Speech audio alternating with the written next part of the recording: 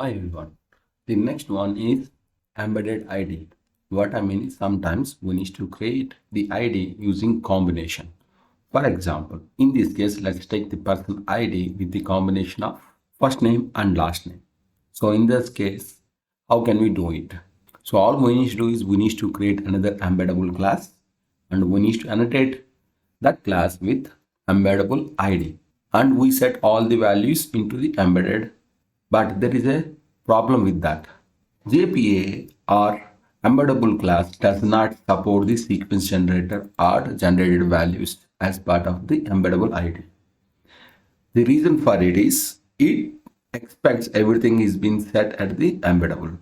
So typically the generated value and sequence generator will go along with the ID, not with embedded ID.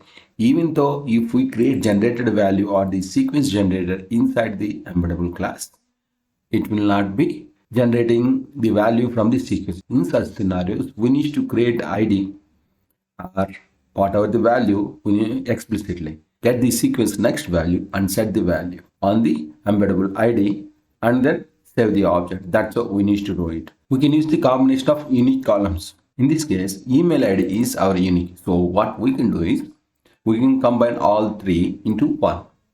That is also possible. So anyway, we are expecting first name, email and last name. So here all are some values needs to be set. For the first name is not nullable. This is the last name also not null and unique is also not null. If we set all three together, it can be composite ID. So how are you going to do it? For now, I'm going to use these three email ID, first name, last name and email as composite ID. This is for testing purpose only, and the reason why we are using the string all these values because the sequence generator and the generated values will not work in embedded ID. We have to set the values manually.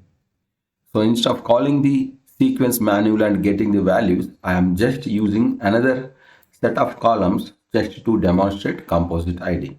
Let's comment over these also and create ID. So here the class would be person ID and it is ID. Let's create the class. As part of the person ID, we are going to use first name, last name and email. And let's make this one also nullable false and generate the setters and getters.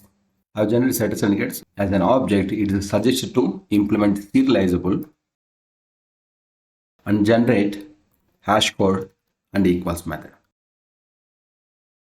So I'm generating hash code and equals method as well. So let's say all and we need to mark this one as embeddable. So let's go back to the person class. In the person it has been created and we need to mark this one as embedded ID, not ID, it is embedded ID. I have recreated the setters and getters for the person class. Now let's go to the person repository and the ID we kept as long, but we have changed it to the person ID. So we need to use person ID. So now let's go back to our implementation class. Let's comment out all of these. Here I have created person ID and by setting the first name, last name and email, and for the person these are the generic values. Now let's set the ID. So person dot set ID, setting ID. Now I'm saving it to the database. So person repository dot save, and here I'm saving the person and we get the person object. So I'm saying saved person. Let's print the saved person to the console. Now we'll try to fetch the value using the ID. One is with the saved value. So let's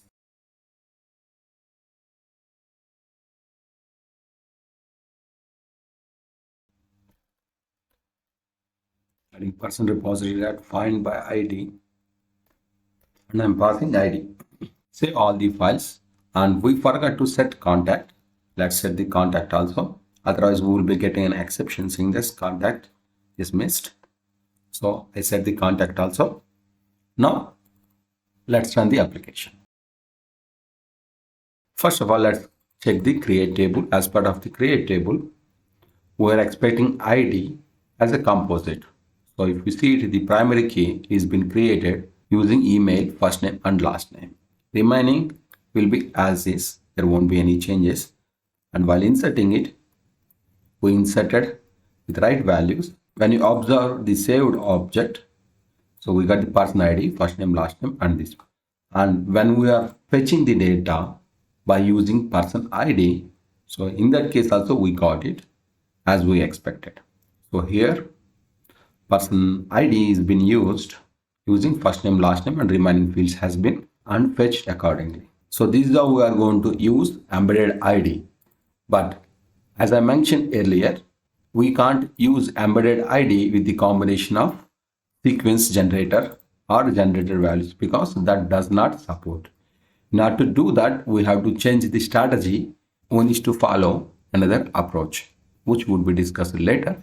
So this is how we are going to use a object as composite columns as a embedded ID or composite key at our entity.